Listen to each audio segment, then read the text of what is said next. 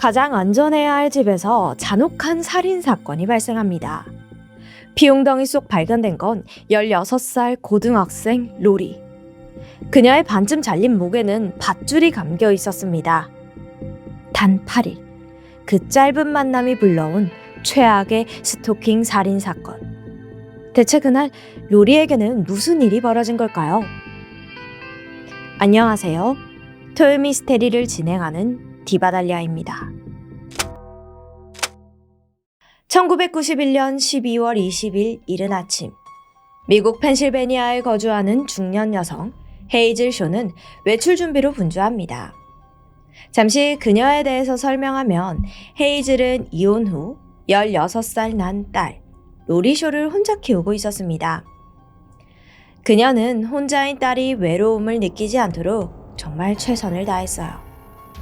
매일 아침 학교까지 차로 데려다주고 학교 후에는 시내에 옷을 사러 가거나 외식을 즐겼죠.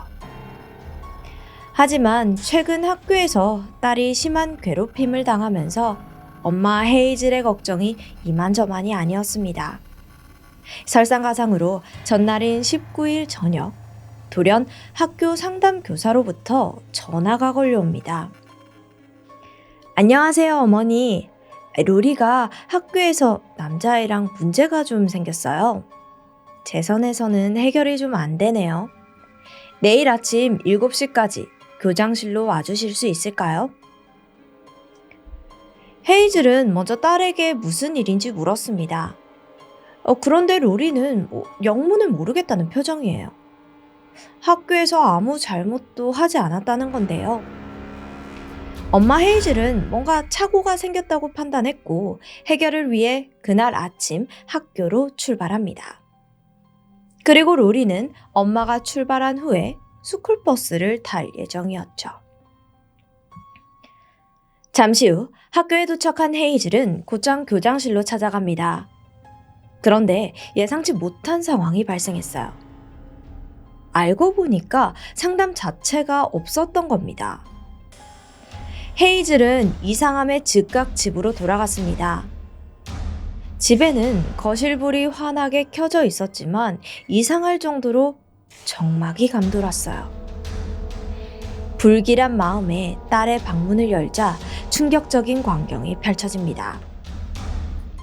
로리가 바닥에 쓰러진 채 피를 흘리고 있었습니다. 머리부터 발끝까진 무려 28개의 자상을 입었고요. 특히 목 상처가 심각했어요. 12cm가량 깊게 베어서 기관지가 거의 반쯤 잘려나갔습니다. 그 위로는 이 밧줄이 감겨서 제대로 숨을 쉬지 못했고 옆에는 끝이 부러진 칼이 놓여 있었죠. 헤이즐은 딸을 안고 빠르게 밧줄을 끊었습니다. 필사적으로 지혈했지만 소용이 없었어요. 헤이즐이 패닉에 빠진 그때 딸 로리가 이렇게 말합니다. 엄마, 미셸이 했어요. 정말 사랑해요. 미안해요. 로리는 이 말을 끝으로 엄마의 품에서 사망했습니다.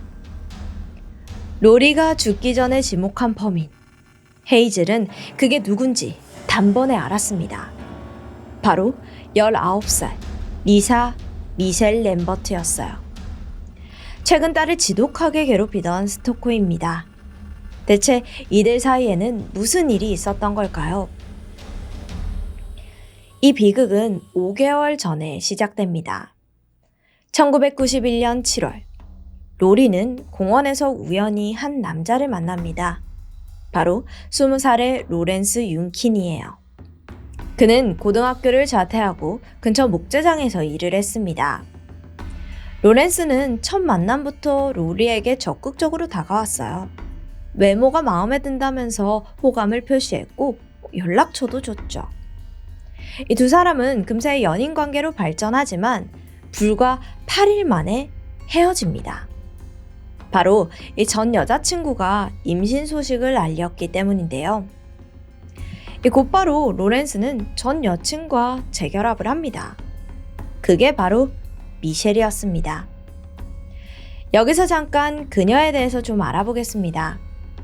미셸은 학교 내에 퀸으로 군림했습니다. 어린 나이에 짙은 화장을 하고 욕을 입에 달고 살았죠. 폭력도 서슴지 않았고요.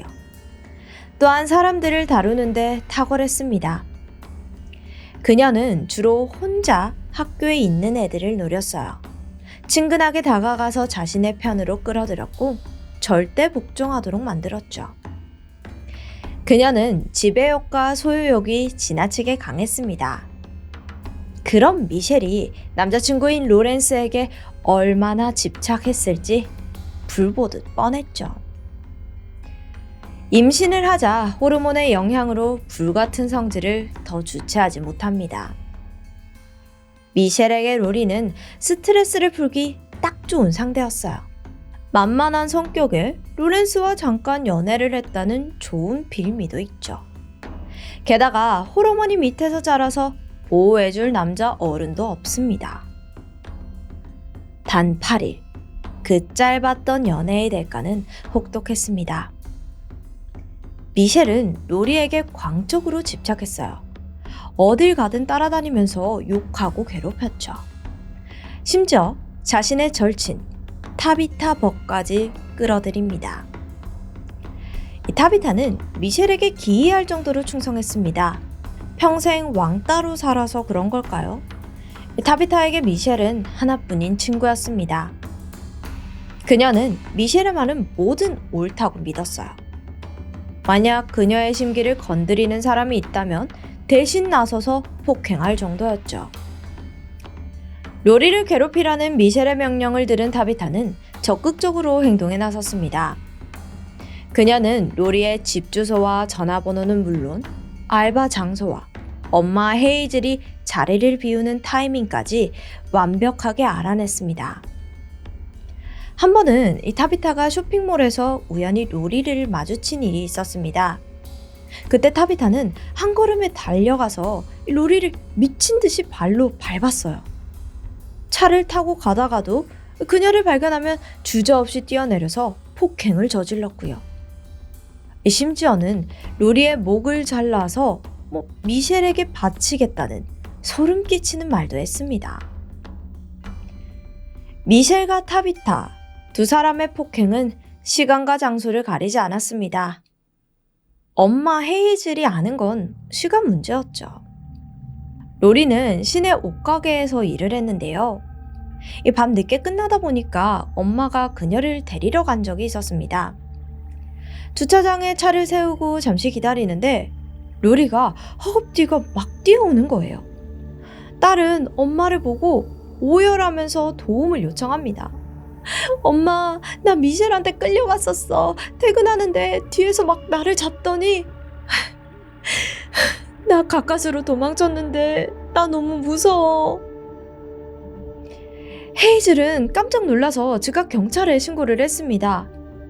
하지만 이미 미셸은 사라진 뒤였죠. 그 뒤로도 미셸은 틈만 나면 로리가 일하는 곳에 찾아왔습니다. 그녀를 지켜보면서 괴롭힐 타이밍을 노리는 거예요. 로리는 숨막혀 죽을 것 같았습니다. 경찰에 수차례 신고를 했지만 소용이 없었어요. 왜냐하면 1991년 당시 스토킹은 범죄로 분류되지 않았기 때문입니다. 한 명을 지속적으로 괴롭히고 또 따라다닌다고 해도 법적으로 규제할 방법이 없었다고 해요. 로리가 할 수 있는 건 최대한 미셸을 피하는 것뿐이었습니다. 로리는 너무나도 억울했습니다. 애초에 그와 좋은 관계도 아니었거든요. 사실 8일이라는 짧은 연애 중 로렌스가 강압적으로 성관계를 요구했습니다. 즉, 데이트 강간을 당했던 거죠. 로리는 공포심과 수치심에 이 사실을 말하고 싶지 않았습니다. 하지만 더 이상 미셸의 행포를 참을 수가 없었어요. 본인이 미셸을 혐오하는 걸 안다면 괴롭힘이 멈출 거라고 생각을 했죠. 그렇게 엄마에게 비밀을 털어놓았고 경찰에도 신고를 접수했습니다. 하지만 로리의 바램과는 달리 성폭행 신고는 미셸뿐만 아니라 로렌스까지 자극하게 돼요. 이 시점부터 커플이 합세해서 로리를 괴롭히기 시작했습니다. 매일같이 그녀를 찾아가서 폭행하고 집에도 미친 듯이 전화를 걸어서 욕설을 퍼부었죠. 헤이즐이 집 전화번호를 바꿔도 어떻게든 알아냈습니다. 이게 무려 5개월간 이어졌습니다. 그러던 12월 20일 사건 당일, 헤이즐은 누군가로부터 장난 전화를 받았고 그녀가 자리를 비운 사이 딸은 처참하게 살해당했습니다. 사건의 전말을 파악한 경찰은 미셸, 로렌스, 그리고 타비타의 소행임을 확신했어요. 즉각 이들의 행정을 파악했고 바로 다음 날인 21일 그들을 체포합니다. 이들은 서로를 진범이라고 주장했습니다. 본인에게 불리한 부분은 교묘하게 숨긴 채 자백했지만 세 사람의 증언을 합치자 이 대략적인 상황이 그려졌어요. 사건 전날인 12월 19일 미셸은 남자친구 로렌스와 타비타를 한 곳에 불렀습니다. 감히 자신의 남자친구를 신고한 로리에게 본때를 보여줄 생각이었거든요. 로리의 집에 쳐들어가서 머리카락을 죄다 자를 계획이었습니다. 이를 위해서 근처 마트에서 가위와 결박용 밧줄, 모자, 장갑을 구매했고요. 마지막으로 미셸은 타비타에게 상담 선생님인 척 전화를 걸라고 시켰습니다. 결국 엄마 헤이즐은 이 전화를 받고 사건 당일 집을 나섰고 곧바로 세 사람이 집에 쳐들어갔어요. 남자친구 로렌스는 이 집 앞에서 망을 보기로 했고요. 타비타와 미셸은 강제로 문을 따고 들어갔습니다. 로리는 두 사람을 발견하고 겁에 질렸습니다. 비명을 지르면서 도망쳤지만 금세 타비타에게 잡혀버려요. 그들은 로리를 방 안으로 끌고 가더니 사정없이 폭행했죠. 그리곤 잠시 후 주방에서 칼을 챙겨옵니다. 미셸에 따르면 그녀 역시 예정에 없던 상황에 당황했다고 합니다. 칼은 자칫하면 강력범죄로 이어지기에 막아야 했죠. 급히 가방에서 가위를 꺼내서 타비타에게 건넸습니다. 하지만 타비타는 미셸을 무시하고 로리에게 다가갔다고 해요. 힘으로 말려보려고 했지만 임신 7개월의 몸으로 타비타를 제압하기에는 역부족이었다고 합니다. 타비타는 로리의 머리채를 잡고 칼로 잘랐습니다. 겁에 질린 로리가 살려달라면 막 애원하자 오히려 시끄럽다며 그녀의 가슴에 칼을 꽂아버렸어요. 로리는 고통에 허덕이면서 필사적으로 방어했습니다. 그러자 타비타는 로리의 전신에 칼을 휘둘렀어요. 칼끝이 부서질 정도로 강한 공격에 방 안은 어느새 로리의 피로 새빨갛게 물들게 되죠.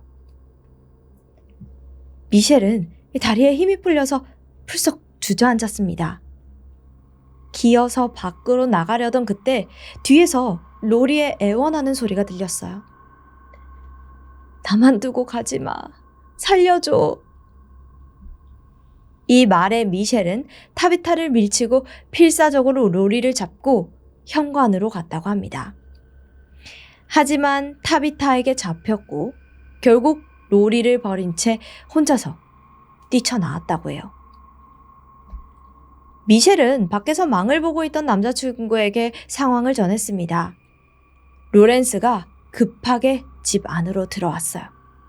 로리를 구하려고 한 걸까요? 아니요. 이 피해자인 로리를 애매하게 살려둘 경우에는 상해죄로 체포된다고 판단해서 완벽하게 죽이기 위해 들어간 겁니다. 로렌스와 타비타는 합심해서 로리의 가슴을 찌르고 목을 벤 뒤 확인 사살을 위해서 밧줄로 목을 졸랐습니다. 이렇게 잔인한 사건의 전말이 밝혀지고 미셸과 로렌스 그리고 타비타는 살인 혐의로 기소되었습니다.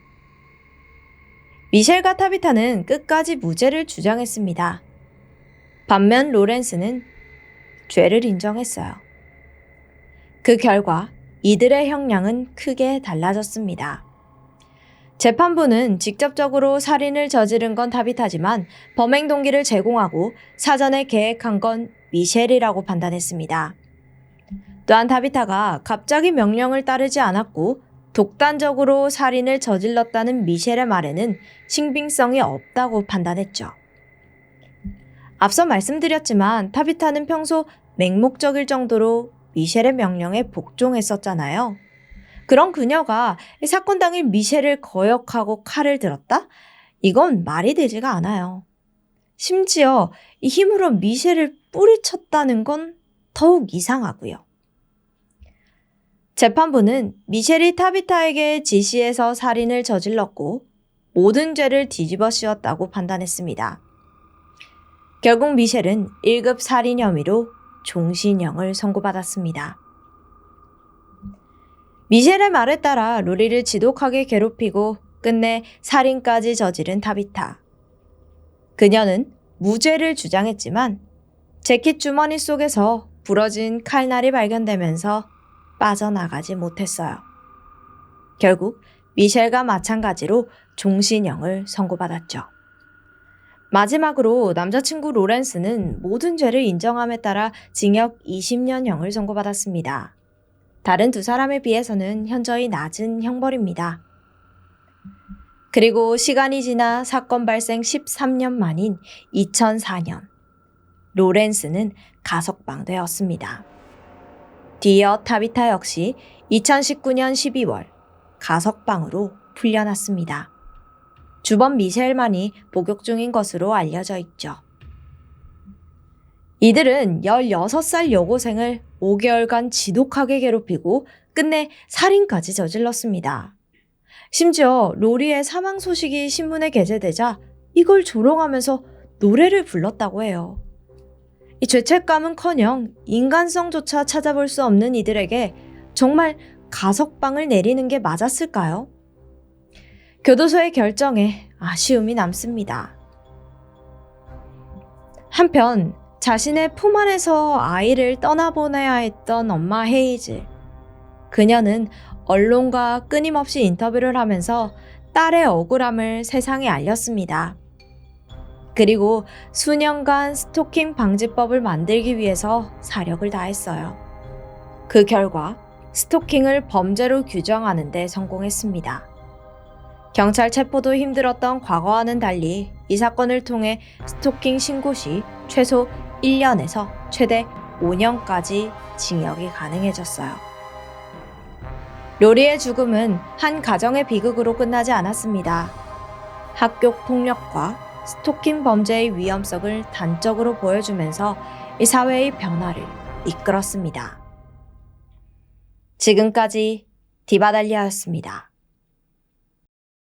2019년 2월 24일 오전 5시 40분 모두가 잠들어 있던 시각 나고야 아이치현 도요타지 경찰서에 한 통의 신고 전화가 걸려옵니다.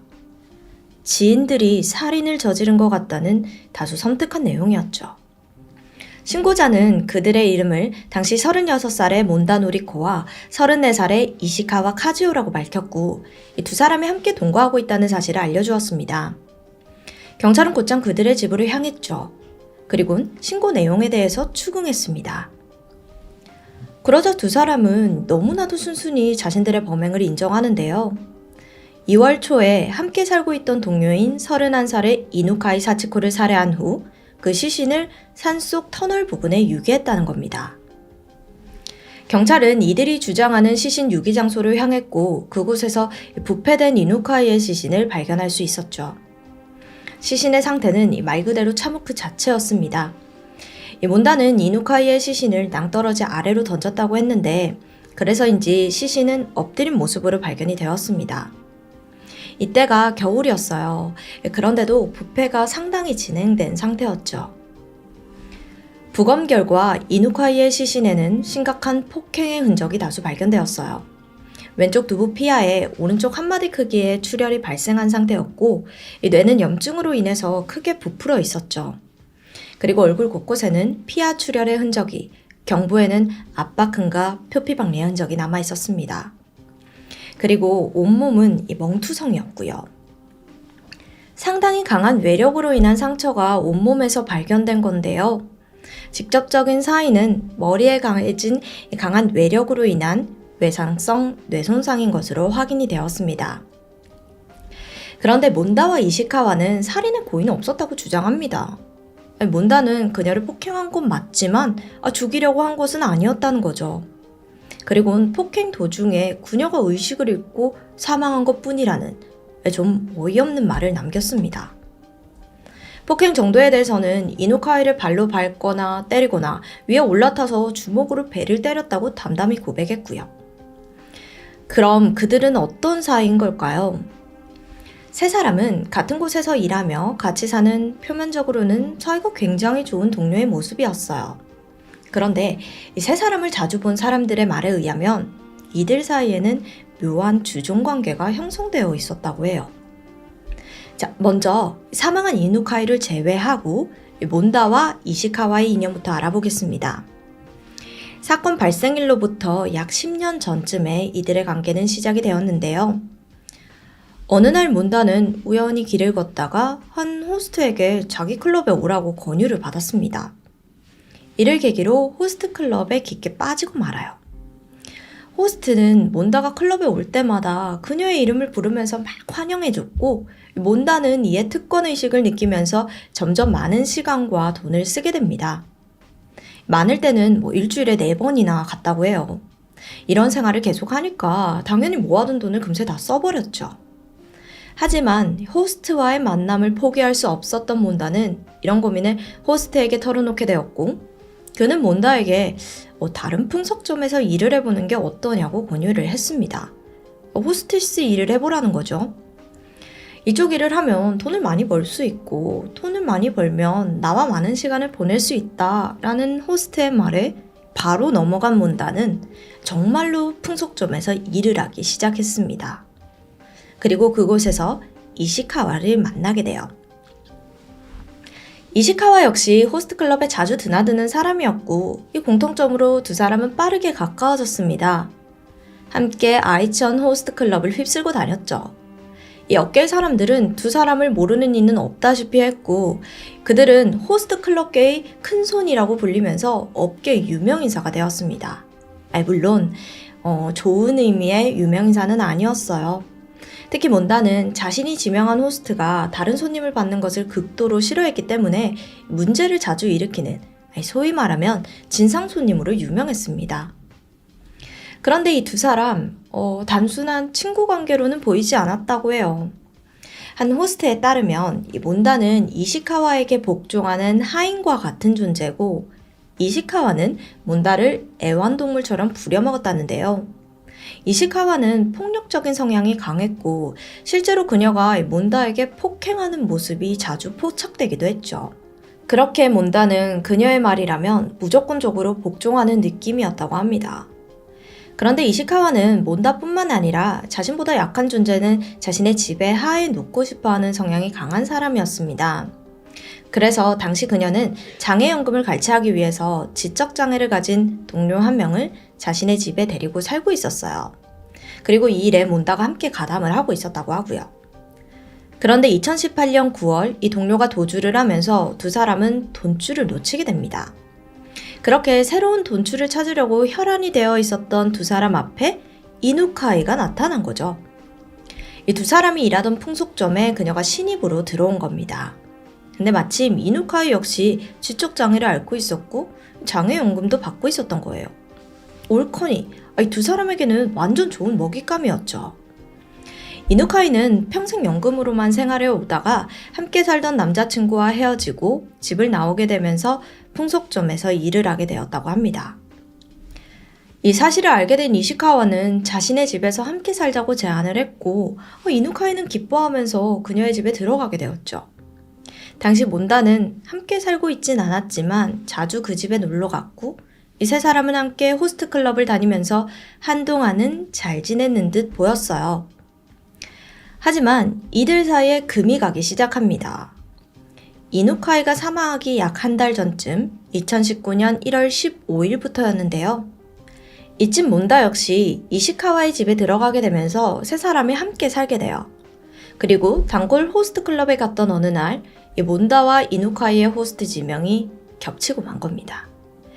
앞서 언급했듯 몬다는 자신의 지명한 호스트가 다른 손님을 받는 것을 극도로 싫어해요.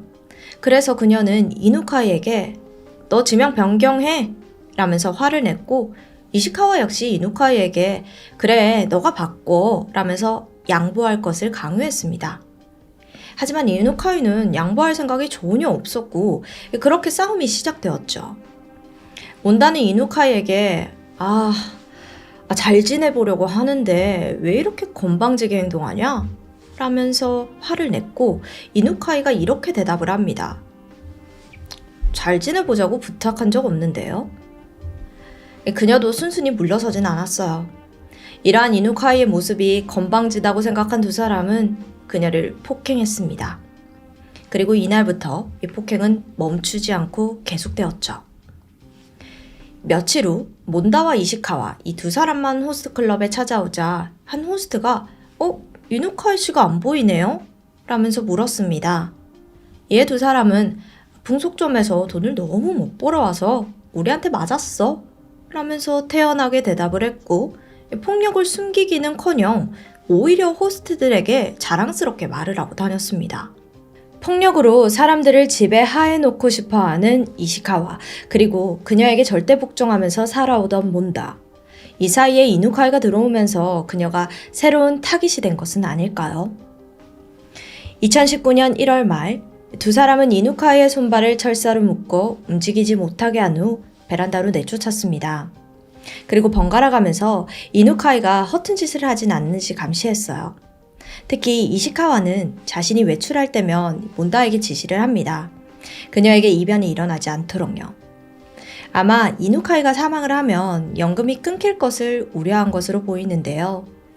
이누카이가 도망가고 싶다, 그만 좀 놔줘라 이렇게 말을 할 때마다 두 사람은 그녀를 폭행했고 이러한 나날들은 계속해서 반복이 되었습니다. 그리고 2월 2일 몬다는 이누카이의 얼굴을 무릎으로 강하게 가격했고 결국 반복되는 폭행을 견디지 못한 이누카이는 그대로 사망하고 말았어요. 두 사람은 이누카이의 사망 사실을 인지하고는 살해 사실을 들키지 않기 위해 시신을 집에서 약 60km가량 떨어진 외진 산속에 유기합니다.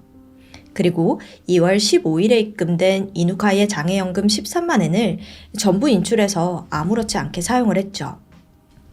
죄책감이라고는 전혀 없는 모습이었습니다. 그러다가 범행 사실이 발각이 되자 이를 인정하면서도 고의성은 없었다고 주장을 해요. 심지어 이시카와는 자신은 폭행조차 한 적도 없다고 호소하기도 했어요. 그저 이누카이 시신을 유기한 것 뿐인데 이게 죄가 될 것이라고는 생각지도 못했다는 거죠. 몬다는 폭행 사실은 인정하지만 이게 죽음으로 이어질 거라고는 생각지도 못했다고 진술했습니다. 그리고 놀랍게도 이 사실이 받아들여집니다. 두 사람에게는 살인 혐의가 아닌 상해치사와 절도, 시신 유기 등의 혐의만 적용이 되었어요. 아마도 두 사람이 이누카이의 장애연금을 빼앗다는 사실이 살인의 고의성이 없었다는 주장에 대한 증거가 된 것으로 보입니다. 2020년 7월 13일에 열린 재판에서 검찰은 이시카와에게 징역 12년, 몬다에게 징역 8년을 구형했습니다. 하지만 놀라운 결과가 선고되었어요. 재판부가 두 사람의 상해치사 혐의에 무죄를 선고한 건데요. 폭행과 이누카의 사망에 확실한 인과관계가 성립되지 않는다는 게 그 이유였습니다. 그리고 두 사람에게 전과가 없다는 사실 또한 양형의 이유가 되었어요. 결론적으로 이시카와는 징역 2년 8개월에 보호관찰 4년, 몬다는 징역 2년에 집행유예 4년을 선고받았습니다. 이 사건과 판결이 세상에 알려지면서 인터넷은 말도 안 되는 판결이라는 부정적인 여론으로 들끓었습니다. 그럼에도 모든 사건이 그랬듯이 이 사건 역시 시간이 지나면서 점점 잊혀져 가고 있었는데 약 3년 후 하나의 사건을 계기로 이 사건은 다시 수면 위로 떠오르게 돼요. 2022년 4월 4일 아이치현의 한 밭에서 시멘트에 얇게 묻힌 여성의 시신이 발견되었는데 조사 결과 시신의 신원은 몬다 노리코. 앞선 사건의 범인이었죠.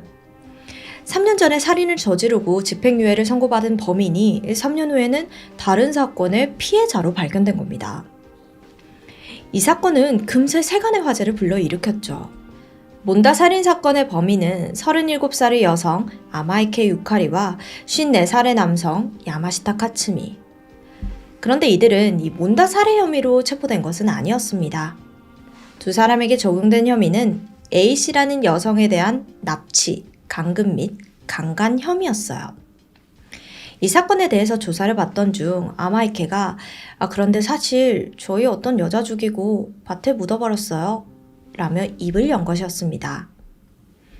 아마이케는 피해 여성의 이름을 몬다 노리코라고 밝혔고 그녀의 시신을 묻은 장소를 경찰에게 알려줬죠. 경찰은 아마이케가 진술한 장소에서 50cm 두께의 흙과 시멘트로 묻힌 몬다의 시신을 발견했어요. 그녀의 시신은 전라 상태로 얼굴에 검은 마스크가 씌워진 모습이었습니다. 사인은 경부압박 질식사. 중도 지적장애를 앓고 있던 아마이케는 풍속점에서 일을 하거나 원조교제를 통해 돈을 벌고 있었습니다.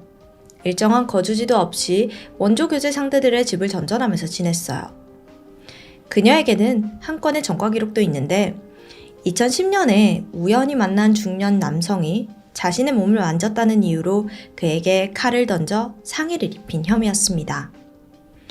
이 사건으로 재판을 받던 중 아마이케는 차라리 죽일 걸 그랬다고 진술한 등 내내 분노에 찬 모습이었죠. 결과적으로 징역 4년 6개월을 선고받았습니다. 출소 후에는 결혼도 하면서 안정적인 생활을 이어나가는 듯 했어요. 하지만 결혼 후에도 원조교제를 그만두지 못해서 결국 1년 만에 이혼을 하게 돼요. 다시 여기저기 떠도는 생활을 하게 되었습니다.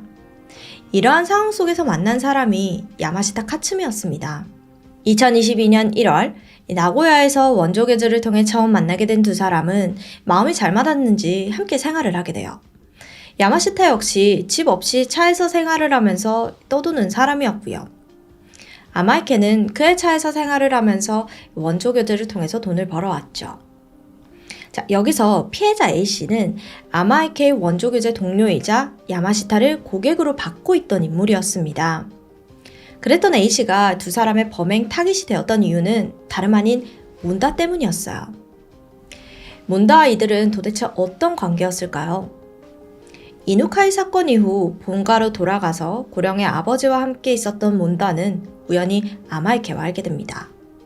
이 두 사람에게는 서로 감정이 상하게 되는 일들이 정말 많이 생겼어요. 한 남성을 두고 삼각관계를 형성하는 일이 있기도 했고요. 몬다가 아마이케에게 소개시켜준 고객이 돈을 지불하지 않고 도망간 일 등 이런저런 일로 두 사람 사이의 감정이 나빠지게 되었습니다.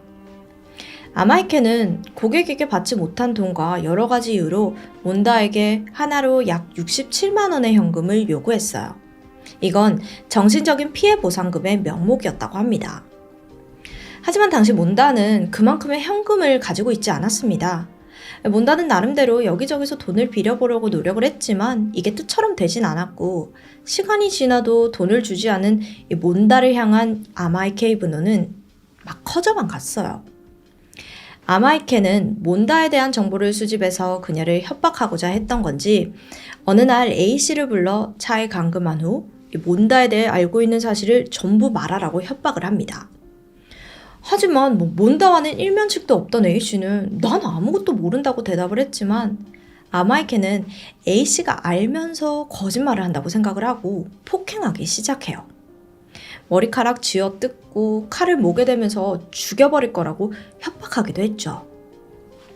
당시 아마이케의 남자친구 야마시타 역시 이에 가담했고 한참을 A씨를 차에 태워 폭행 및 성폭행을 저질렀다고 합니다. 다행히 A씨는 두 사람이 한눈을 판 사이 탈출에 성공했고 곧장 경찰에 신고를 했죠.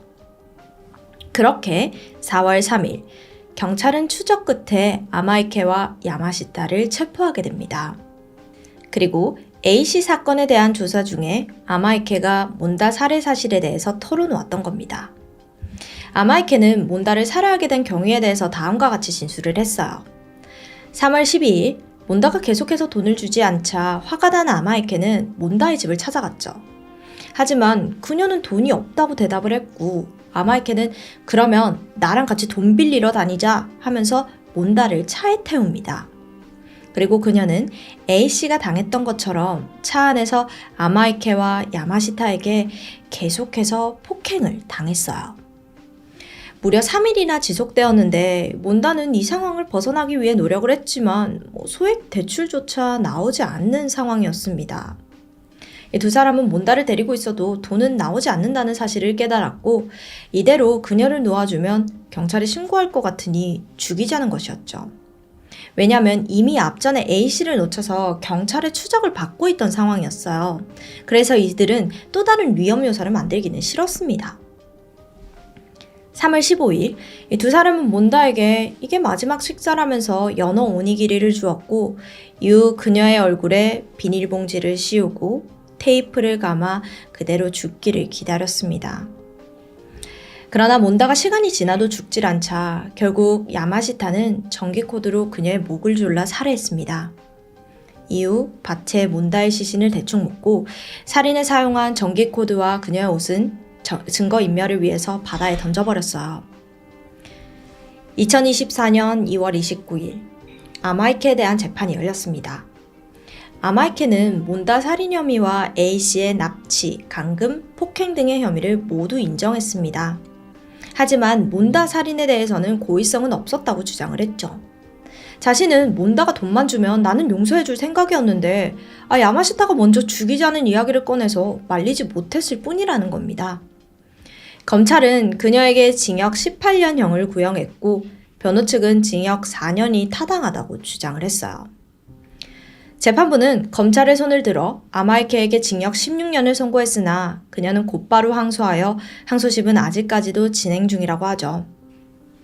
한편 야마시타에게는 징역 28년형이 선고되었습니다. 그는 이번 사건 외에도 무려 6개의 전과 기록을 가지고 있었기 때문에 이로 인해 그녀에 비해 높은 형량이 선고된 것으로 알려졌죠. 야마시타가 항소했다는 소식은 알려지지 않았습니다. 그래서 그대로 형이 확정된 것으로 보여요. 이 두 가지 사건이 복잡하게 얽힌 이번 이야기. 아마 사건을 접한 모두가 같은 생각을 하고 계실 건데요. 바로 인과응보. 많은 사람들은 그 누구도 몬다를 동정하진 않았고 당연히 그녀의 죽음을 안타깝게 생각하는 이도 없었습니다. 한편 또 다른 범인인 이시카와는 사건 이후 정보가 전혀 알려지지 않았습니다. 그녀 역시 어딘가에서 치르지 못할 죗값을 치르고 있을 거라 믿고 싶을 뿐이에요. 몬다의 죽음이 억울하게 사망한 이누카의 원념으로 인한 것이라고 말하는 이들도 많은데 그만큼 누가 봐도 몬다와 이시카와에게 주어졌던 형량은 터무니없기 때문이죠. 이제는 이누카이의 억울함이 조금이나마 풀어졌길 바라면서 그리고 이와 같은 황당한 판결이 더 이상 내려지지 않길 바랄 뿐입니다. 지금까지 디바달리아였습니다.